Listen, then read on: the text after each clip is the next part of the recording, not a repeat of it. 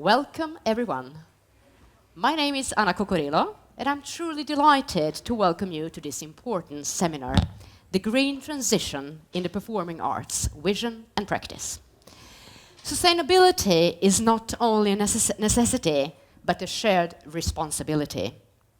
And here today, we have an eminent panel from abroad, Great Britain and Denmark, traveling sustainability in a sustainable way. Yeah. So they are here, and they will provide a comprehensive perspective on how the performing arts can lead the way in sustainability, from practical tools and production strategies to long-term structures and planning. So, a short, brief introduction to you. Once again, honored to have you here.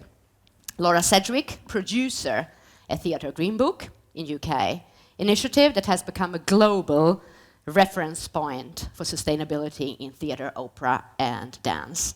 And I presume that most of you are working with it already. Can you raise your hands? Who is working? We'll see at the end of the session if you're going to change your mind.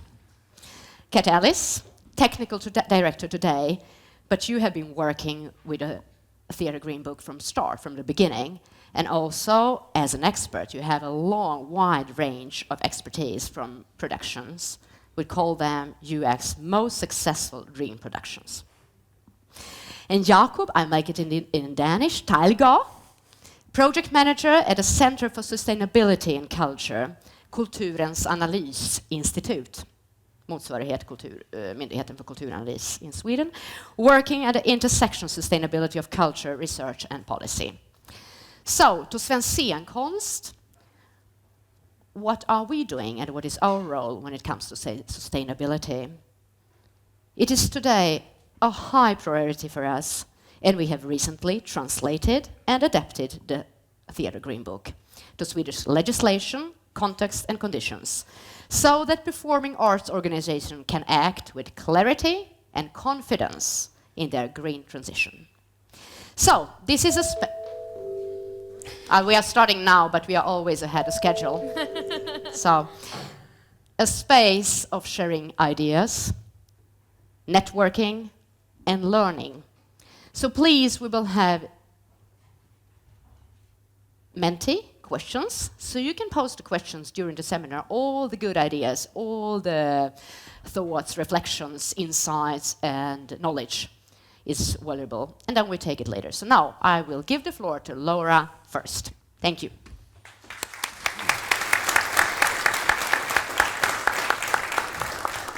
Thanks very much, Anna, and thank you very much for having us here. Me and Kat, it's really lovely to come over and be hosted by Svensk Scenkonst, so thank you for that.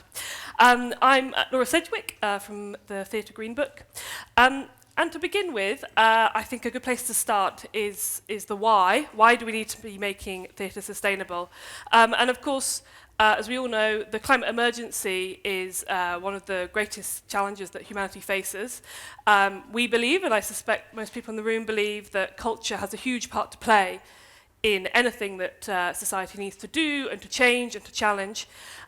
Given that theatre and dance and opera and the performing arts are a key part of culture, the theatre sector needs to be part of that process. And that's partly about the shows and the stories that we tell on stage. But if we're going to be doing that, we need to also make sure that our own house is in order, as it were, and that what is going on backstage and in our working processes is as green as possible. So the Theatre Green Book was originally founded in the UK. It was launched in 2021, and it came about from a lot of different ideas that had already been in existence in the UK and across Europe and beyond about how to make theatre practice more sustainable. But a lot of those ideas were sort of dotted all over the place. So the idea of the Theatre Green Book was to bring a lot of that conversation together.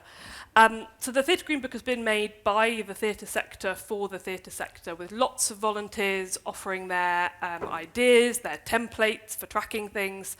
And what we've ended up with is a framework for best planning, best practice in planning, a shared language for talking about sustainability, and we have tried very hard to make this work for all types of performing arts. So it's Theatre Green Book, but we also include dance and opera and other forms of performing art. And Theatre Green Book is used all across the UK and beyond by large-scale theatres, but all the way down to small fringe theatre makers and to freelancers. And the Theatre Green Book, for anyone who hasn't taken a look at it, is split into 3 areas. So we have productions, operations, and buildings. And they're all contained in the same book, because even though some companies might only make productions, might not have your own building, it's still part of the holistic way we make theatre. And of course, everyone has a different role to play in these processes. And a key part of the Theatre Green Book is the levels, the benchmarking of basic, intermediate, and advanced. So a lot of people are already doing sustainable work, but it's very hard to know where you're at. How do you benchmark? How do you know that you're doing better this year than you were the previous year? And Theatre Green Book has resources to track and get tangible results. And the idea is that all organisations start their journey, make it to basic, and so on to intermediate and advanced. And advanced is sort of meant to be really difficult. It's kind of, a lot of things are probably not achievable yet, and it's basically getting as close as possible as you can towards hopefully a net zero future. And the resources that we have in the Theatre Green Book, there's plenty of them on the website, and I would recommend taking a look. This is a screen grab from the UK website, but I will talk about the Swedish translation in a moment. But in the top right, the top left here is the production calculator, and that's the sort of the numbers part of the Theatre Green Book. It's all about where you track your resources. So a lot of the Theatre Green Book, there is an element to which is about getting your carbon footprint. You can end up with a figure at the end that, you know, this production was so much kilograms of CO2. But it's also focused, especially at the beginning, much more on the resource use. So where have your costumes come from? Where are they going to be disposed of at the end? Same for set and so on. And then we have detailed guidance and the Theatre Green Book itself, which is much more about the ideas and the philosophy behind Theatre Green Book, early planning and so on, which Kat will talk about a little more. We also have lots of case studies, and we have these for productions, operations, and buildings, which is examples of great work people are already doing. And finally, we have the toolkits. So we also try and have little bite-sized guidance and tips and suggestions, so that if, for example, you are a costume designer and you are new to Theatre Green Book and you haven't had time to read the whole thing, you can still go into the toolkit and click on the one that says costumes and have a bit of a read for something specific to your role. And I wanted to talk a little bit briefly about who is using Theatre Green Book. So it was launched in 2021, and since then it's been trialled and fed back on by many theatres and theatre makers. And last year we launched version 2, which was basically quite similar, but an updated and easier to use version. And the logos you can see on the screen behind me are 12 of the largest subsidised theatre organisations in the UK, so the National Theatre in London, the Royal Shakespeare Company, and these, all of these are currently achieving at least basic of the Theatre Green Book and have been working together to make that progress over the last couple of years. And I wanted also to point out that the Theatre Green Book, whilst it originally was launched in the UK, is certainly not a UK-only activity. There has been input from all across Europe on the trackers and a lot of the guidance from day one. And there has also been, since the launch in 2021, translations made. So the map here shows some of the places that we have translations. Some of these are language translations, but there are also networks and adaptations made, for example, in Australia, to reflect the fact that theatre making is done slightly differently in different countries. And that leads me on to the Swedish translation of the Theatre Green Book, which hopefully lots of you will be aware of, but for anyone who isn't, this was sort of launched last month or the month before, and the driving forces behind it were Svensk Scenkonst, Holbert Kulturliv Nu, and the Folk Theatre with Åsa Norling translating. And it's fantastic. It's got everything. It's got the Theatre Green Book. It's got all the tools and the detailed guidance. And if you go on the Svensk Scenkonst website, that's well, you'll find it at the top. But it's got everything adapted for, obviously, the Swedish language, but also things that are particularly relevant to the theatre sector. And just to finish off before I hand over to Kat, people often ask sort of, okay, great, I've just heard about this, where's the place to start? And the Theatre Green Book has a level which comes before basic called preliminary. And this is really about, for people who very early on in their sustainability journey, maybe you're an organisation that's done bits and bobs of green planning in the past, but hasn't ever formalised any of this. And it's 5 very simple points. One is about committing, so setting out your commitment to what do you want to do, why do you want to do this, why does sustainability matter to your organisation.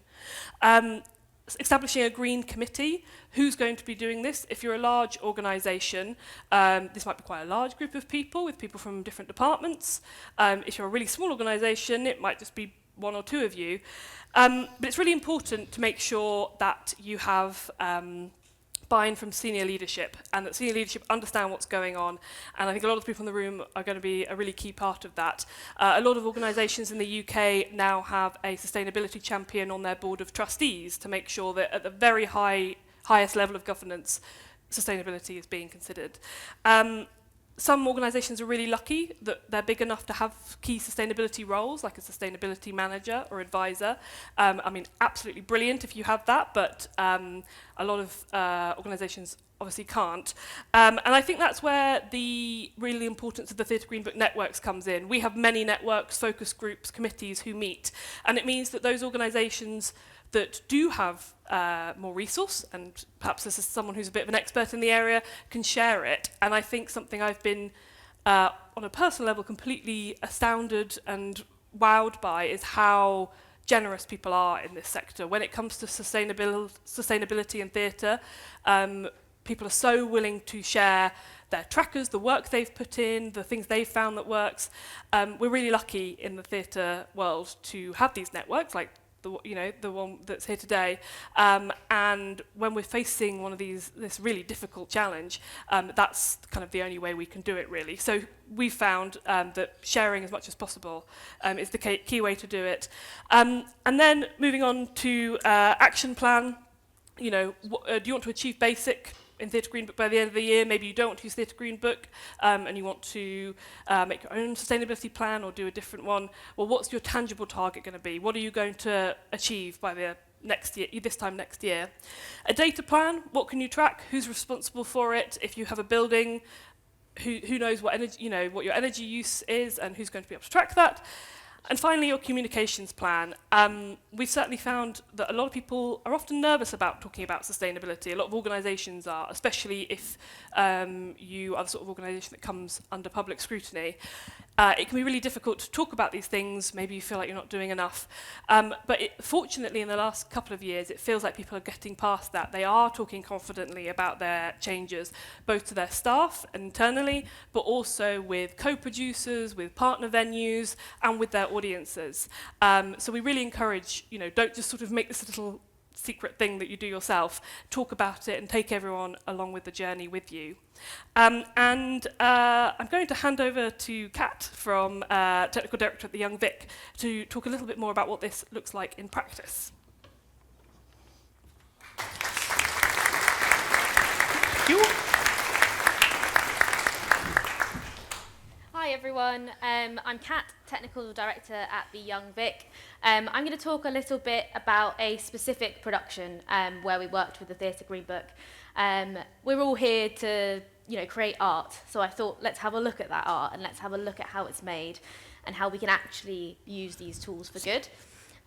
This is a production not at the Young Vic, which is where I currently work, but from my freelance career before this, where I worked with Chichester Festival Theatre and Headlong, and both of those producers were part of the version 2 trial group that Laura mentioned a minute ago. You would have seen their logos on the screen. And I think this might have actually been one of the first ones kind of using version 2 of the Green Book. So I wanted to talk you through the process of that show, the design process in particular, some of the challenges we came up against, some of the things that we did that made it really successful, and show you the outcomes of that as well, and hopefully you can take away some kind of practical tips of how to kind of get going with something like the Theatre Green Book. So this show was on last year in April, and it's actually now on again as a tour around the UK, currently in Bristol, at Bristol Old Vic, but it was at Chichester Festival Theatre last year. And we started working with it and deciding on the show probably in about November 2023, ready for April 2024, which isn't a massive timeline, and I will talk about time a lot in this presentation because it is very important. But we fed in a lot of steps along the way to keep us on track with our sustainability goals. The target for this show is we were aiming for the basic standard of the Green Book, and I'll show you how we got on with that. And I think what's really important here, and something that was done on this, is that because both co-producers were part of this trialers group for version 2 Green Book, everyone was very, very keen and very on board with, we need to make this happen. We're going to make some changes, we're going to make it work, and it's going to be on the agenda the whole time. So from the very, very beginning, when all creators were approached, directors, designers, production managers like myself, we were told, guys, we're going to do this. This is the plan, and we're asking you to join us on that journey. And so that expectation was set from the beginning. It wasn't a surprise along the way. And I think that's really key, to bring everyone on that journey with you from the very, very start, and especially working with freelancers and things like that where they may not be used to it. And so part of that I think is important and quite an easy win for people is it was in everyone's contracts. Everyone's employment contracts had a small statement saying that, we agree we're going to try and do this, and you can hold us accountable to that, and we'll work together. And it's something that the Young Vic now has that in contracts. A lot of theatres in the UK that work with Theatre Green Book have taken that step, and it feels big to put it in an employment contract, but in reality it is kind of a change of a sentence, which can have a really, really big impact. One of the reasons as well why I wanted to talk about this show in particular is a lot of people worry about how we can put on impressive and slick and artistic and visionary productions while trying to be sustainable. How can those two things exist together? A lot of the things we see about sustainability show scenic designs which are based around rubbish heaps or vintage things, and there's some great shows that have done that where they've scoured the seas of the coast of the UK to get rubbish and create rubbish heaps and things like that. And that's brilliant, and we should absolutely be looking to design shows with sustainability in mind. But I thought it would be interesting to talk about one that isn't necessarily obviously reused, and actually was a very, very slick finish. You can't quite see it in this photo, but you'll see some more. It was a very modern show, and that was always the intent. So at the very start, we decided we would bring in what we call a concept meeting. So we would normally have a white card model and a final design model, and those are the two kind of design presentations. But we added in this extra step, this concept meeting, at the very, very beginning of the process. I can't remember now, I think this took place in January. So a month or two after things got started, directors and designers had a chance to talk, and they presented this very rough concept idea for what they were going for. You can see here another challenge with this show. It was kind of semi-immersive, so the audience were sitting on the set. So it was also important that it had that high quality finish, because they're right next to it. You can't fake that. This step of having a concept design, I think, is absolutely key to working sustainably. I've done a lot of shows like this since, and it has proved extremely successful because it gives you that extra bit of time to think and to source and to look at what's out there. And it gets you in early talking to creatives about where they're thinking of going, and you can say, oh, hang on a second, I know that we can get this floor from this place. Maybe you could just work that into your design, rather than you get presented with a finished product and everyone's fixed in their minds that it's got to be exactly that, and you can't then backtrack from that. So this is an opportunity to get in there early. It's also useful from a budget perspective to see if someone's going down a very expensive route that we can't afford. So it has many uses, not just in sustainability. So I would really recommend this step. With this show in particular, we can see that they wanted a modern finish. They wanted the audience to be close and even sitting on the set. They wanted some kind of glass or perspex panels, some different levels, and they wanted it to be modern. And you can't see it here, but in the description, they wanted it to be modern and slick, and it took place in a big, expensive kitchen in a London townhouse, essentially. So this gave us a chance to identify what were going to be our big hitters, what were going to be the things that were really going to make or break this show and whether it was sustainable. We knew that we're going to have, glass or plastic panels. We're like, oh God, that's not necessarily sustainable. A big expanse of floor, detail, modern, okay, where do we start? And one of the things when I looked at this was there's a big expanse of floor as well that is going to be painted a certain finish. How can we get a second-hand floor? So that gave me a start thinking about where they were going. And equally, can I find a sustainable supplier of perspex to create these frosted walls you see up on the side? Do we have any platforms that we can use already? So that gave me a chance to go away and have a little look at all of that, and also make some suggestions of some things that they might want to think about based on what I already knew we had in stock. We then had a bit of time, I think maybe a month, between that and the white card and final. What you see here, on the left-hand side, that was our white card model, and on the right-hand side, that was the final design that we went with at the end of the day with all the detail. And again, I think there was another maybe 4 weeks, maybe not quite. It was quite pushed for time in the end between these two. And you can see here, one of the things that we had suggested at the concept meeting is they were looking for this high-end finish. And you can see kind of up at the back on both of these, there's this big kind of glass-looking box wall. And we knew what they were going for. They described this, and we thought, hang on a second, we know we have these steel frames in the storage unit down the road with no perspex on them, nothing on them, but maybe we could modify something here. So right at the very start, we had the chance to say, hey, look at these. Do you think you can maybe work that in? And so you can see where, we knew we had them, but we didn't know exactly what they looked like on this stage, and by this point, we knew what they looked like, and we could model them at the right height and as we had them on this side over here. And I had already been doing research on sustainable perspex suppliers and things like that. We managed to find a recycled perspex that we could use to put on these. This also gave us an early chance to look at things like the central kitchen island, which was quite a big focus of the piece. A lot of things took place on it. Which had a dishwasher and a wine fridge in, which are very small things, but because of the nature of it, they needed to be a specific shape and size to fit where they needed to fit. And knowing that we needed to source those from an early stage meant I could immediately start scouring eBay and Facebook Marketplace and talk to my networks and say, hey, has anyone got a wine fridge about this big that we can paint and put in? And we managed to source both of those items completely secondhand. Through some trial and error.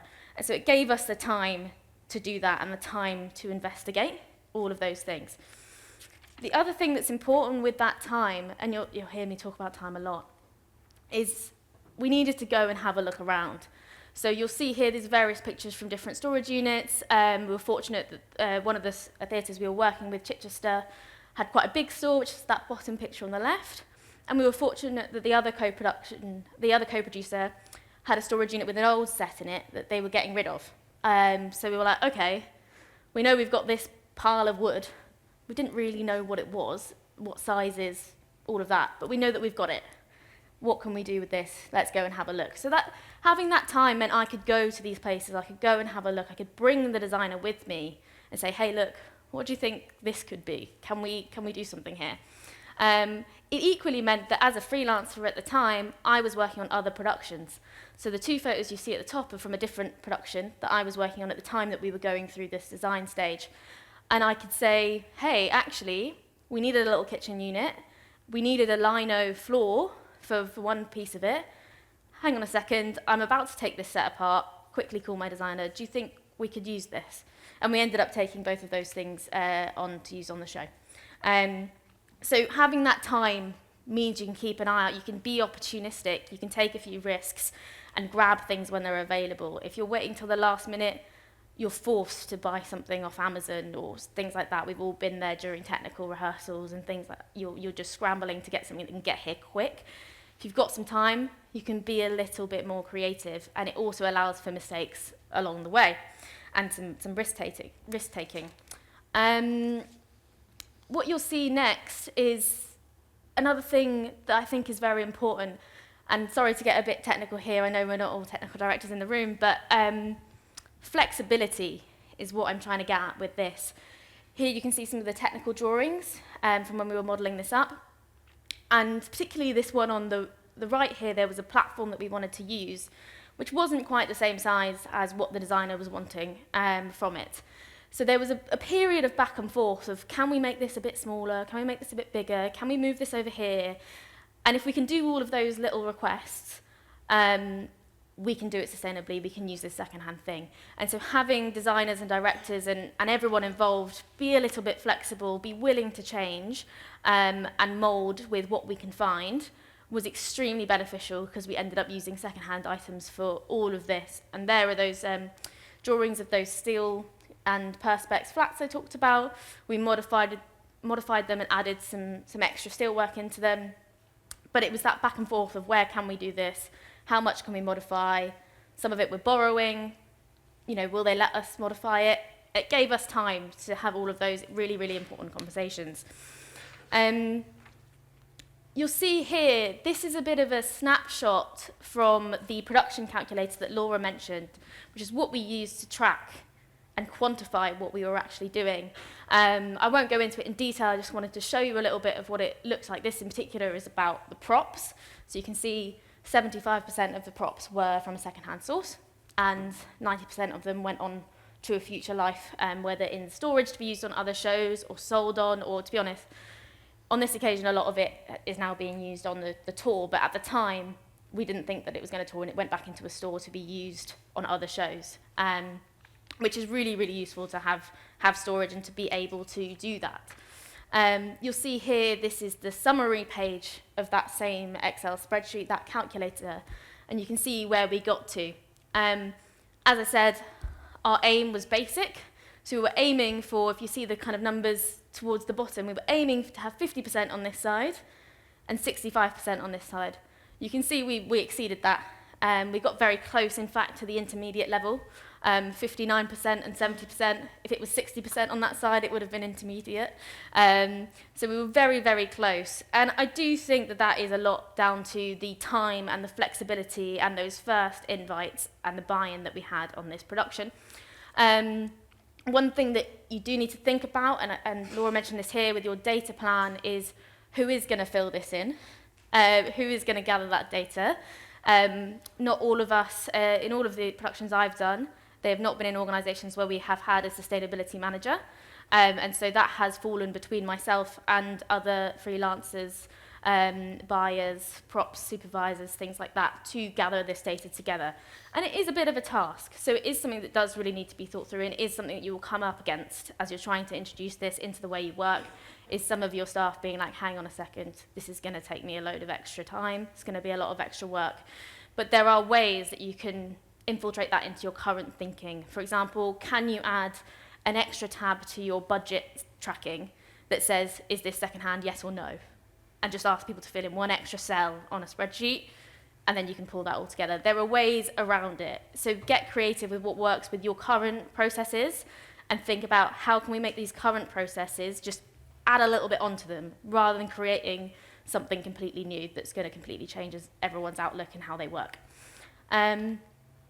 This is what it kind of ended up looking like. Sorry, it's not the best photo in the world. I'm not a photographer, and I was trawling back through to see what I had. But you can kind of see from this, it was a very modern set. And if you look on the Green Book website, the UK one, there is a full case study on this with more photos and some more information about how the process went. And it was really praised at the time because, I mean, it's the first production I've seen, and not to toot my own horn here, that has looked this slick and modern while being sustainable in that way.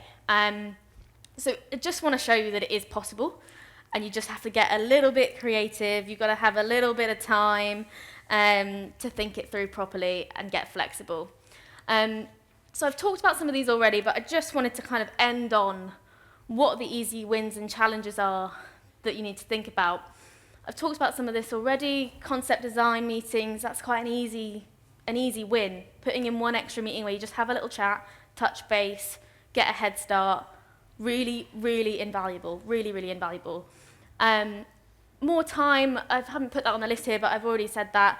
And I think it's important to say with time, it doesn't necessarily have to mean more hours for your staff, but perhaps more spread out hours. So there's time in between to think, make decisions, come across something, message a friend from the other theatre and say, oh, what's happening at the end of that show? Could I have that thing? Just those little bits of time that you can be a bit more opportunistic with. Bit more technical here, but reversible floors, so useful if you're not already trying to reuse floors. There's such a big win, and it's quite easy to do. You just flip them over, paint the other side, sand them back down, paint them. Really, really useful. Having a store, brilliant, but even if you don't have a store where you can store your old scenic items, having a network, which is exactly what the Green Book is about, and exactly how I've managed to do these kinds of things, is having people you can go to and say, well, we don't have a store, but can I just come to yours? Can I just come and have a look, and can I borrow something, or can I hire something? But we've found most people are really willing to lend people things for this purpose. And the other thing is conversation and visibility. I found at the very, very beginning of my journey in 2021 with the Theatre Green Book, just by simply adding it to the agenda on the meetings and talking about it at every stage, it naturally started to progress. We weren't forcing we weren't even tracking data at this point. But it started not just being me that brought it up, it started being everyone that brought it up. And sometimes it would be, my boss at the time making a joke of being like, oh, well, that's not very sustainable, old cat looking at you. But that just showed me that he was thinking about it. And he might have been making fun of me for having that as my priority, but it was in his mind, I didn't say it first. And just by mentioning it, even if you have nothing to say, it just starts to ingrain itself into the process. The other things to mention are the challenges. I mean, I did mention the data already on the admin side, but there's ways around that. Last minute changes. We live in a creative world. We work in a creative sector. There's always going to be last minute changes. But what can you do to prevent that? By having these contact meetings earlier, getting people to think about it from the very beginning, can you prevent those changes at the very end? Because you have thought about all eventualities as early as possible. And if you can be very green at that end, then maybe you leave a little bit of room at the end to panic buy. Ideally not, but you're going to panic buy towards the opening of the show. So if you can make a lot of effort in not doing that for 6 months, and then you have a week of panic buying, that's way better than if you're doing that, obviously, for the whole 6 months. The other one is kind of continued motivation and support from above. Having been a production manager, having been a deputy production manager, and now up in senior leadership in my current role, not having that support from above makes it a constant uphill battle for your team on the grounds trying to do this. If they're behind it, then you feel empowered to do it. You can keep going. If they're also questioning creatives that might be intimidating or might be really stuck in their ways of what they want to do, if your senior leadership are questioning that and seeing if we can do things better, then you feel more empowered to also question that and find better ways of doing things. So it's really, really important that everyone from the top down is thinking about these things. And what I haven't put there, but I have already mentioned, is flexibility, trying to keep everyone flexible and open-minded about, can we tweak this, can we tweak that, here's something I found, can we make it work? Having your designers and directors and senior management and everyone be willing to kind of flex and change in that way is extremely useful. So yeah, I just wanted to show you that it is possible. We've actually found that a lot of people can meet basic in a much shorter time frame than we expected. I've certainly found that. And even looking at meeting intermediate now in the UK, a lot of theatres are kind of getting to that point, at least on some of their shows. But it doesn't have to be all about shows that look reused. You can do the modern thing if you get creative, if you reach out to your networks, if you talk to people about it. We had a lot of luck on this show, I would say. Some of the things we ended up using We used some reused flats. You would have seen that picture of that pile of wood in the store that we were going to reuse. Turned out none of it was fireproof. We weren't able to use it. But on the same day that happened, I had someone from my network reach out to me and say, hey, I've got a bunch of wood that I'm getting rid of and I don't want to put in the bin. I was like, great, cool, quick, I'll take that. We'll do that instead. So that's that flexibility. That's the networks being opportunistic, taking risks. And if you've got the time, then you've got time to solve the risks that might fail, which did happen on this show too.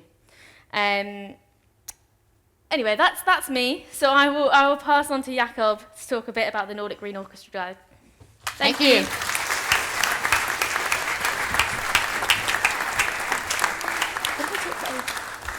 Yes, I'm just going to put on my timer here, so I don't exceed time. I'm going to do this in English. Sorry, I would have loved to do it in Danish and Swedish, but everybody has to understand what's going on.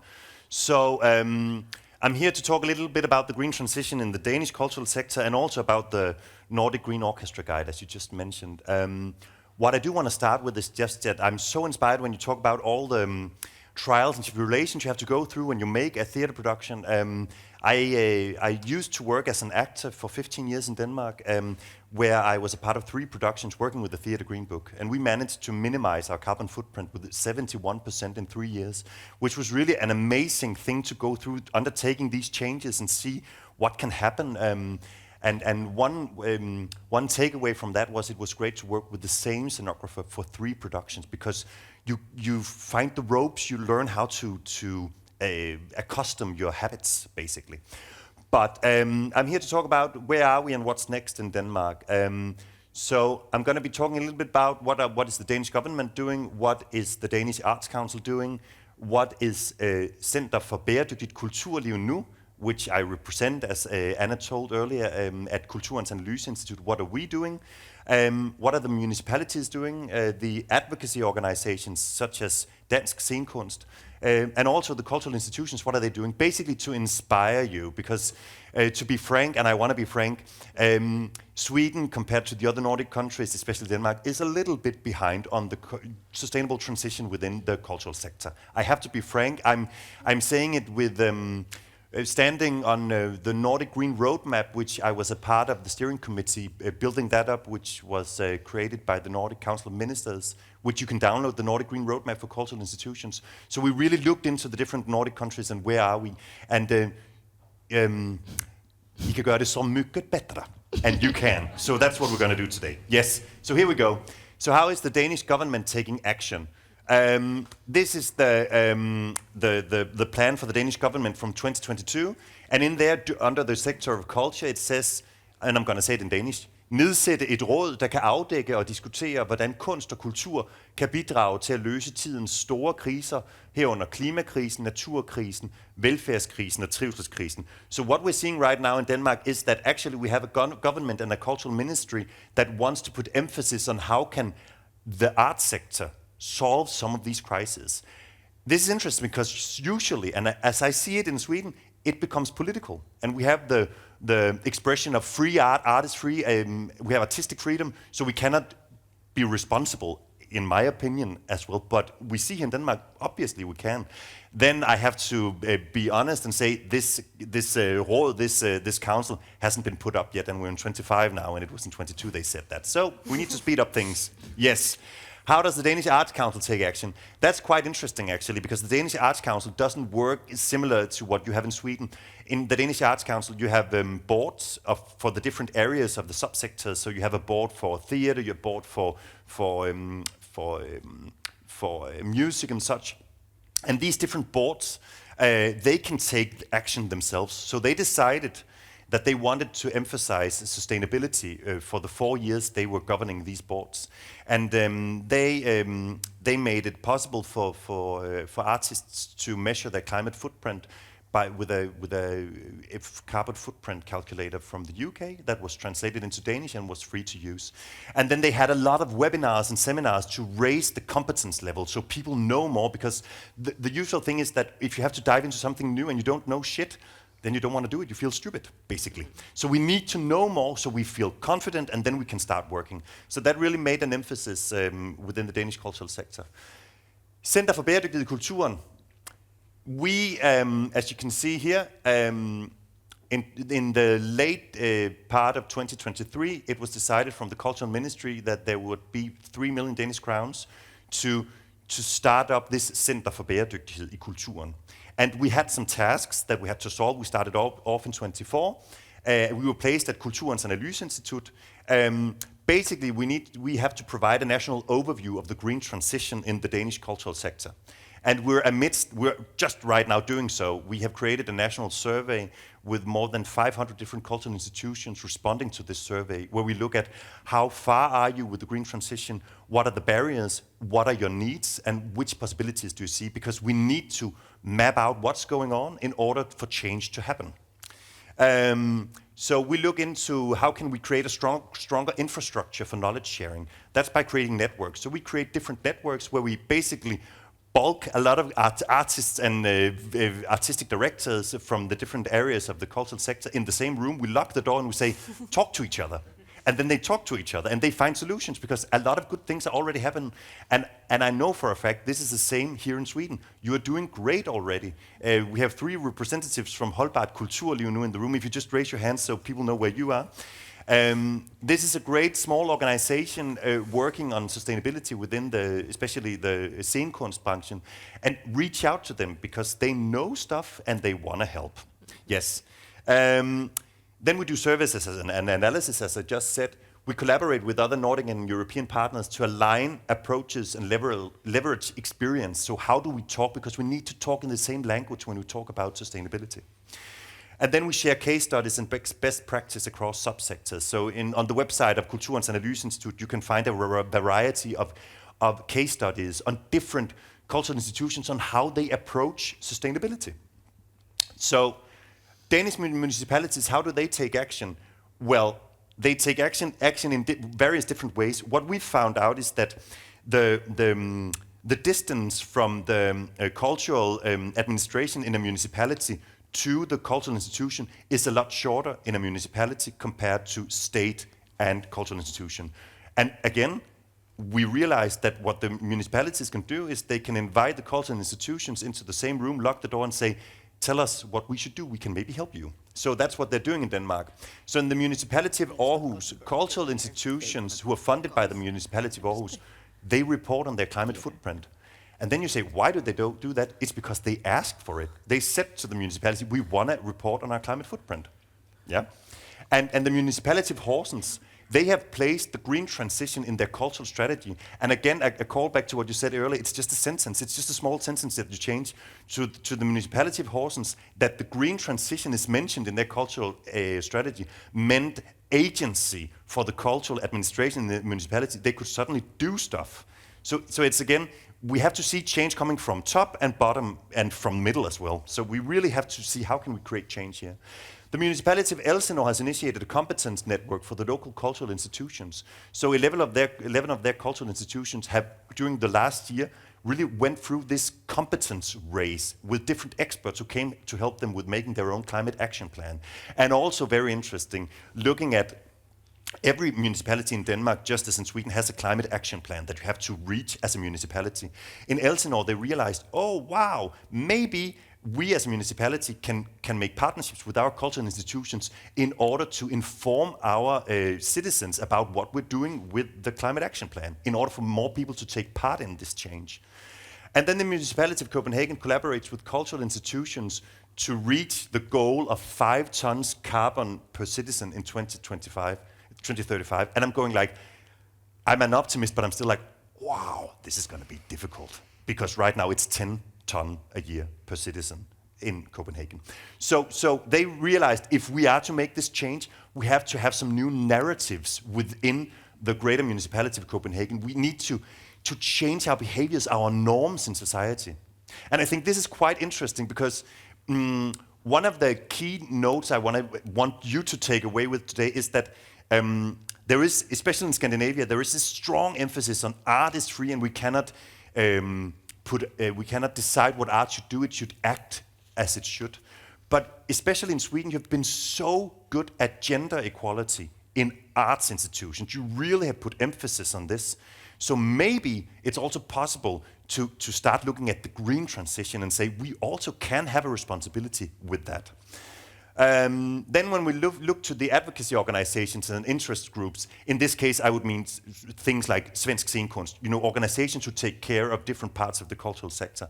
We see that Dansk Teater, who now changes name to Svensk Scenkonst due to you, inspiration from you, they have launched a Theatre Green Book accelerator program with 10 theaters going through this change. They help, they support, they fund this changeover.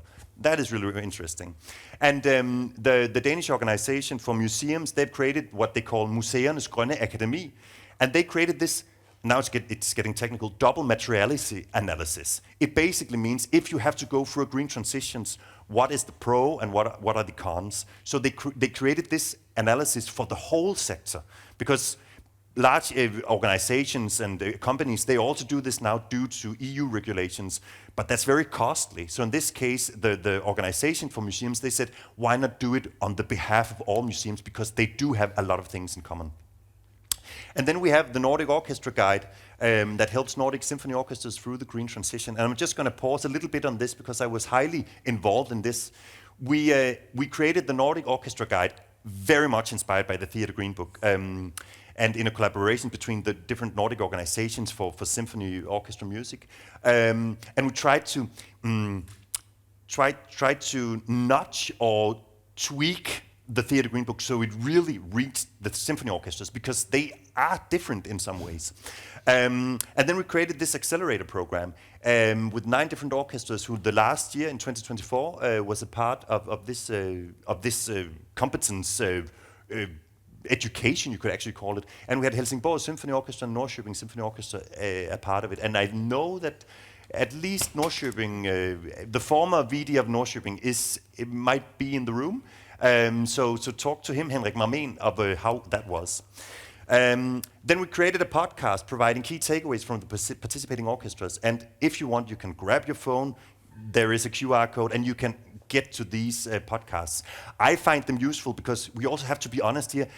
This green transition, this changeover is difficult. So we have to talk about the difficult things, not only, this is just happy-go-lucky. We have to talk about why is it difficult, what can we do in order to help each other to proceed.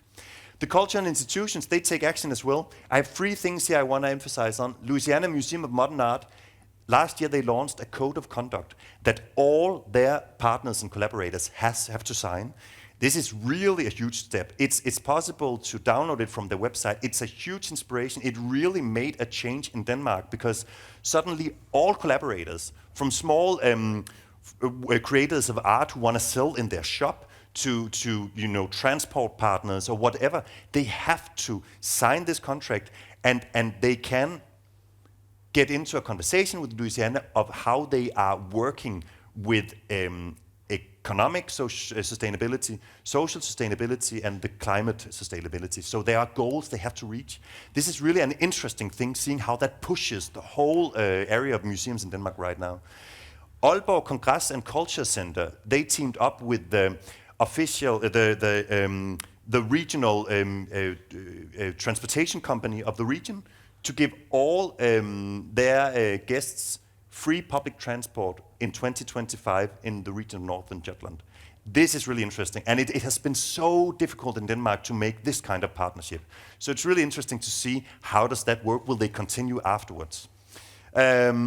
And then the Royal Theatre, they developed new strategies for measuring climate footprint on scenography. And they actually tweaked Theatre Green Book when it comes to measuring, because they realized they have so big capacity, the Royal Danish Theatre, so they were like, okay, so when we have to reach advanced level, we have to measure the different elements of scenography. How can we do that best? So they decided maybe we should weigh things. Maybe that's better than deciding anything else. Because we have steel, we have tree, we have different categories. We weigh it. So actually, that turned back to Theatre Green Book, and it's like, now it's being implemented as a new feature. So this is also just a great story of seeing how can we collaborate, basically. Then we are right now in the midst of this national survey with these 500 different cultural institutions taking part of it, and I have 4 different things I want to put emphasis in that. 92% of Danish cultural institutions actively engage in the green transition on an everyday level. To me, that was like, whoa, that is a lot. And I would love to do this survey in Sweden as well to see where are you actually here. Because sometimes we have this false reality we are a part of, where we go like, oh, it's probably just me who cares about the climate. I'm just alone about it. If we get these numbers on, we see, oh no, we're actually a group. We are the majority. And when you know you're a part of the majority, it's easier to create change. Yeah, we just see it here in a bar. 66% of Danish cultural institutions expect to place greater emphasis on climate and environmental issues in their artistic work and production going forward. This is also interesting, because right now we're talking about sustainability, about something about it's on production level, you have to minimize your climate footprint. But we are also seeing that 66% want to create more shows, if it was theater, more plays, that deals with the climate issue. I think that is also interesting, because we really have a big impact when we see how we can affect audiences. And then another great finding, larger cultural institutions in Denmark are further ahead with the green strategies, cutting climate impact and implementing green initiatives.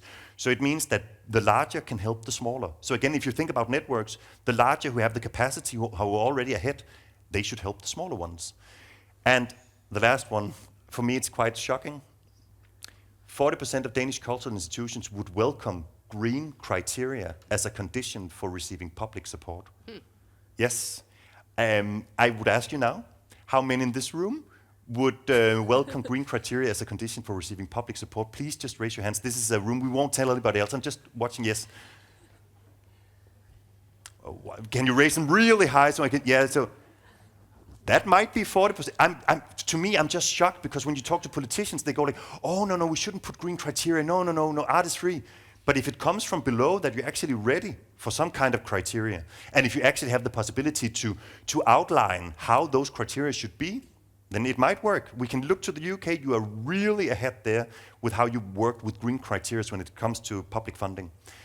Yes, and then finally, I just want to talk a little bit about legitimacy.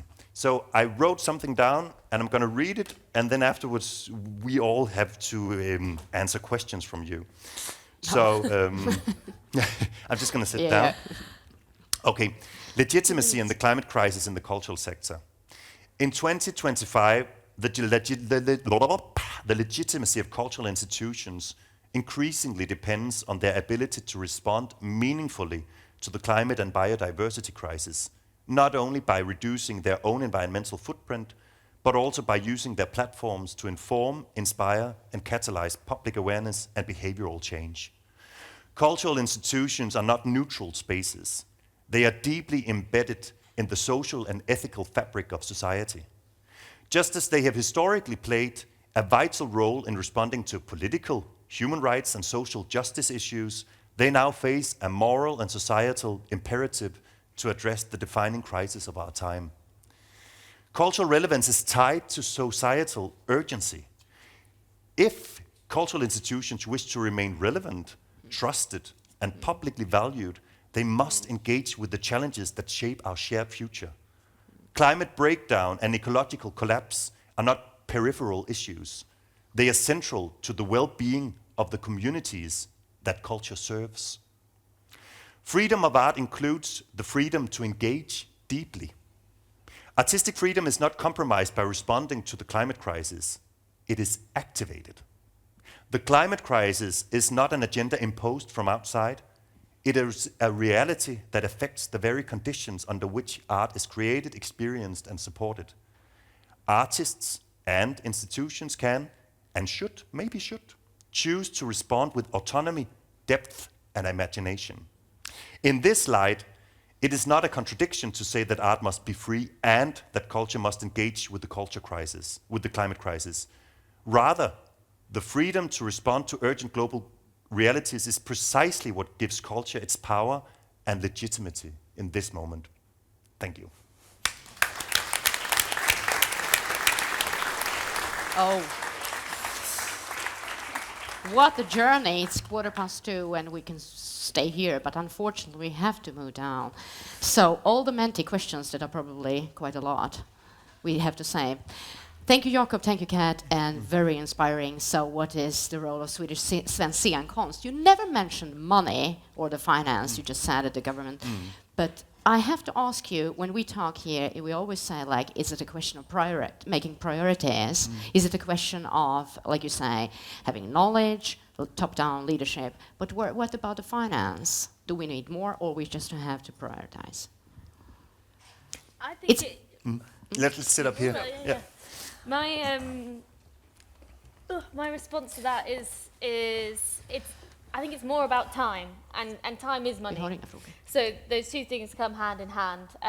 We found we often save money on materials, we save money on the sets and on the things that we're making by being more environmentally sustainable. The thing where we start to rack up a bit of a bill is people's time and people's commitment. So, and that often balances out. Sometimes you save money, sometimes you do have to spend a bit more. But it's normally that time that will get you rather than any specific materials. But time is sometimes money. Yeah. So yeah, at least when I was working as an actor on these Theatre Green productions, we could see that the production manager had to have 2 weeks in advance on salary in order to make the preparations for working with Theatre Green books.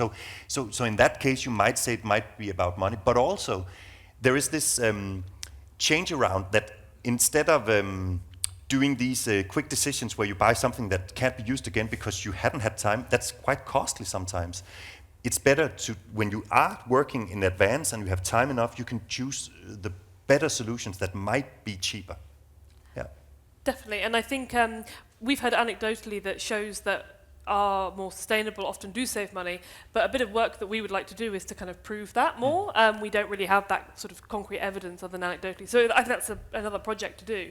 But as you mentioned, in the UK, to get in England, to get funding from the Arts Council, government funding, you do have to prove some sort of sustainability credentials, and that's been around for a little while now. So that's kind of a bit of an element of money as well. It's obviously not everyone comes under that, but the large subsidised sector, you have to do it to get your money. That was the last word. We have to go back. Thank you very much once again.